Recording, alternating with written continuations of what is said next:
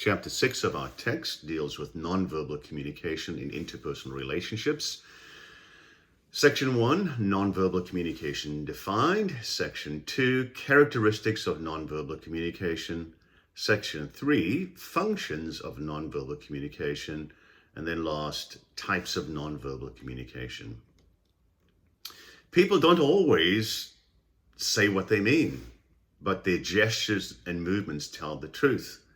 You see the significance of nonverbal communication just in that statement. Someone else might say, read body language to reveal the secrets. So there is a scientific body of knowledge about nonverbal communication and its impact on interpersonal relationships. So let's define nonverbal communication. We might at first define it as not with words, but that's not totally accurate because some nonverbal messages have a vocal element. For example, volume, pitch, and rate are all nonverbal elements, and yet they relate to something verbal. So a better way of defining it is through the definition, messages expressed by non-linguistic means. These non-linguistic means are important because what we do often conveys more than what we say. In one study, 93% of the emotional impact of a message comes from that nonverbal communication, whereas a small 7% is verbal. So you see the significance of nonverbal communication. So nonverbal communication contributes a great deal to shaping our perceptions. That's section 1. Section 2 is now about characteristics of nonverbal communication. And there is a list of them. First is nonverbal communication is always occurring. Theorists have said that one cannot not communicate. It's impossible not to communicate. We are always communicating in one way. Even silence is a way of communicating. So when communicators were told not to express nonverbal cues, others viewed them as dull, withdrawn, uneasy, aloof, and deceptive. So we are a kind of transmitter that cannot be shut off. No matter what we do, we send out messages that say something about ourselves and the relationships that we are involved in with others. Of course, not all nonverbal behavior, intentional or not, will be interpreted correctly. So it's important to note your nonverbal behavior and at times clarify what that means. Nonverbal communication is primarily relational. So it does serve practical functions. For example, policemen telling people to come on, people to stop, directing traffic. But it also serves social functions. And those social functions relate to the kind of relationships we have or we want to have with others. So think about when you're about to greet somebody. There are a wide range of behaviors that you could do in greeting that person. You could wave, you could shake your hand, you could shake hands, you could nod, smile, clap the other person on the back, give them a hug, kiss them on their cheeks, or you could avoid all contact. Each of these behaviors of greeting sends a message about the nature of your relationship with the other person. So nonverbal behaviors, nonverbal messages perform another valuable social function. They convey the emotions that we may be unwilling to verbally express, or ones that we really are not even aware of.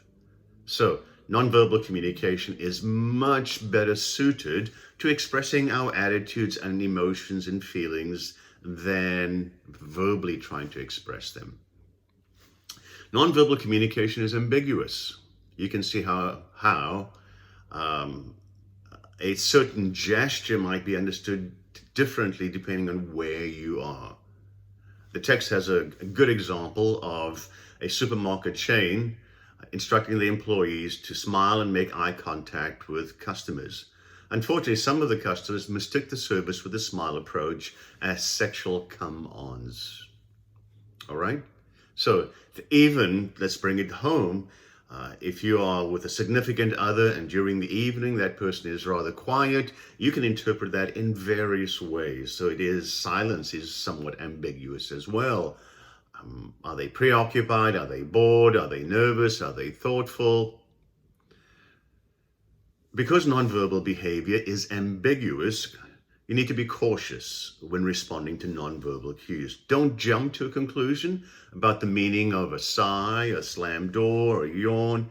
It's good to use your perception checking as an approach to finding out what they really mean. So considering more than one possible interpretation for nonverbal behavior is what a competent interpersonal relationship communicator does.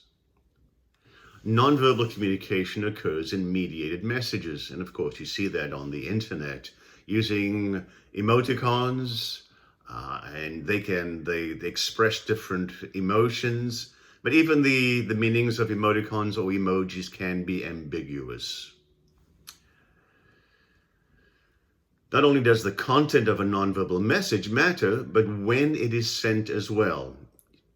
You know the role that timeliness plays in mediated interpersonal communication. If somebody doesn't send you a response to your text immediately, you begin to read all kinds of messages into that.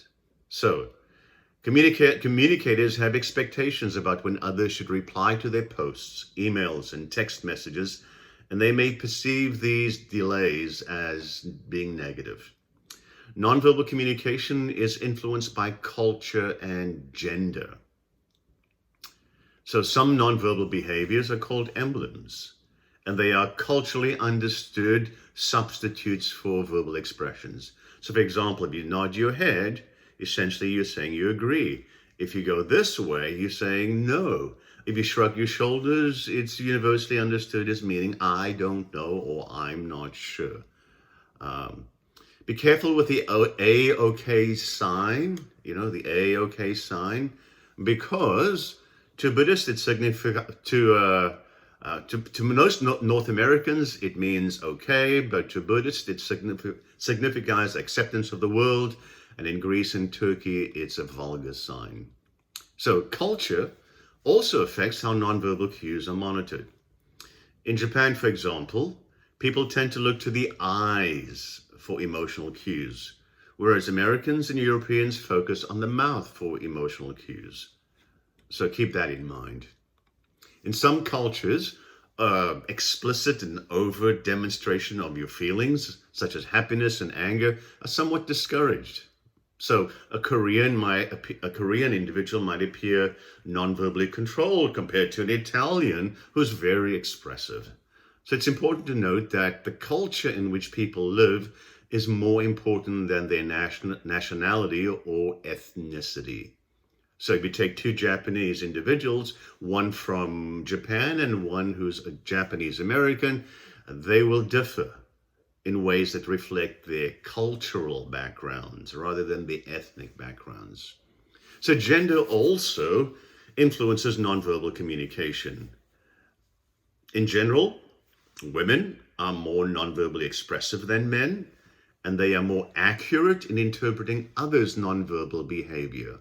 Women typically smile more, use more facial expressions, use more head, hand, and arm gestures, but not as expansive as men's use of those gestures. Touch others more, stand closer to others, are more vocally expressive. They tend to make more eye contact. Okay, we'll stop there for the first section.